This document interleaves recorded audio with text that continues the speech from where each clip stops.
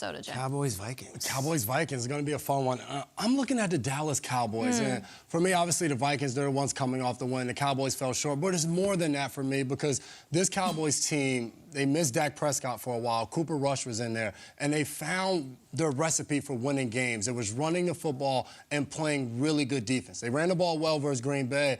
But the defense, they gave up a ton of yards on the ground, over 200 yards. And before the bye week, they played the Chicago Bears, where they gave up 250 yards on the ground. So 2 games, 447 yards overall in those 2 games. And you can't win that way. They are built to win with those stars on defense. Micah Parsons, DeMarcus Lawrence, Trevon Diggs. And when you can't stop the run, it doesn't allow you to rush the passer the way you want. So that stops those guys like Micah Parsons, force him to get off the ball to try to help stop the running game. So I want to see how the Dallas Cowboys defense responds. Micah Parsons talked about it this week and trying to egg his guys on, like, we need to do better. We cannot allow this. So for me, stop that run, allow those guys on the edge to get after the quarterback. They had a sack on Aaron Rodgers for a sack fumble early in the game. Only had 1 sack after that and not a ton of pressure. So for them, defensively, you have to find a way to turn this thing around. And there's injuries in the secondary. Anthony Brown got a concussion.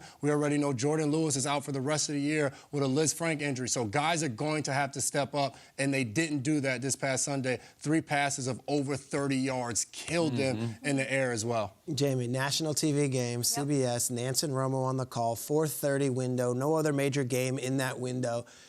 What's the scene going to be like in Minnesota when they welcome in the 8-1 Vikings back to their home field? You've been to so many of these Vikings games. Here's the thing about, I think Vikings fans are tepid in their approach here because I think this is uncharted territory. To be this good this late in the season and to have the expectations finally mounting, I think for a long time in the show we talked about, we hadn't talked about the Vikings just yet, but that win last week against the Bills, I think kind of set the stage where all of a sudden the Vikings fans are going to be like, let's go, we're out here, we're surrounding the stadium, it might be snowing on us, it doesn't matter, but it's happening. I think finally they have arrived and now it's like, it's nervous though, it's like a nervous, good feeling. Great preface because I think your fan base, and I say yours because you grew up in Minnesota, has been through a lot of the game after the game. And what do I mean by that? Let's go a few years back. They get the Minneapolis Miracle. We slay all these dragons, and it's like we're going to the NFC Championship game. We're a house on fire.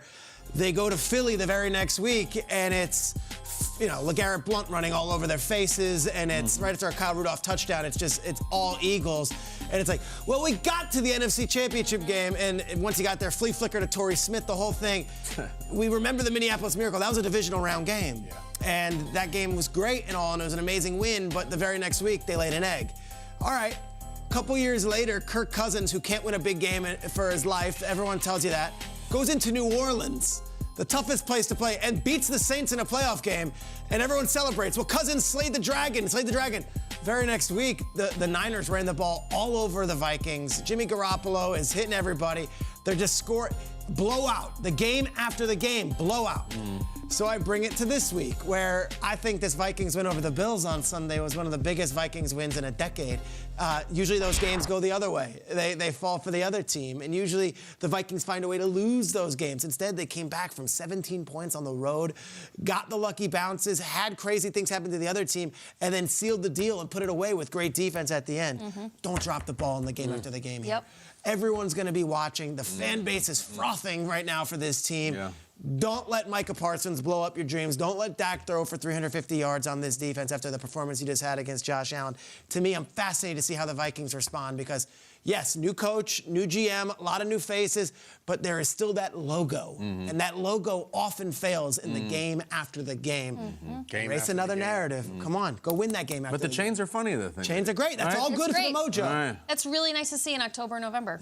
But it's, do we see it in January and February? But that's kind of an argument you can make for both of these teams, between the Cowboys and the Vikings. I really tried hard last night just not to immediately jump on the dock and be like, oh, the Vikings, because then I get to talk about them. I really wanted to take a perspective of how can I make this defense for the Cowboys to be the most intriguing bounce back? And I really landed 50-50 on this. For me, it's like, which bag of chips do you want? Cooler Ranch or traditional? Sour Skittles, regular? Do you want coffee or water? Tea or coffee? Coffee is for closers. Which one of these games, which one of these teams is going to close out a chapter in their season, a very long season, where you bubble to the surface here in the NFC? This, to me, we can't speak on the Bills and the fact that this is a long season. Von Miller has the approach like, we're fine, we're 6-3, and then not turn the page on this game and not act as if this isn't a big deal. This is a huge deal for both of these teams. And frankly, I think the one that emerges in Minnesota, they have an edge. They have an attitude about them. And that holds a lot of weight to come November 20th, this weekend, in fact, week 11.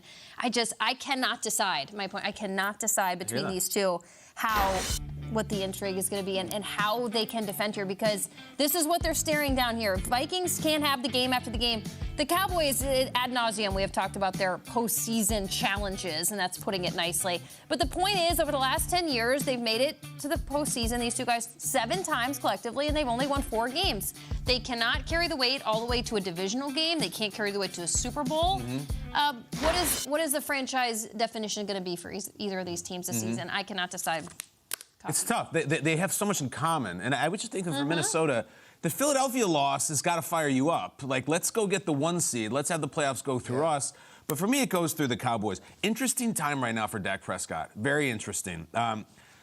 Year 7, and not a new head coach, not a new coordinator. How good is Dak? Like, what is the state of the Dak nation? I'll tell you this, like, I don't think Aaron Rodgers' backup is going 4-1 when he gets hurt. I don't think Tom Brady's backup is going 4-1. I know Cooper Rush was very effective and they won football games.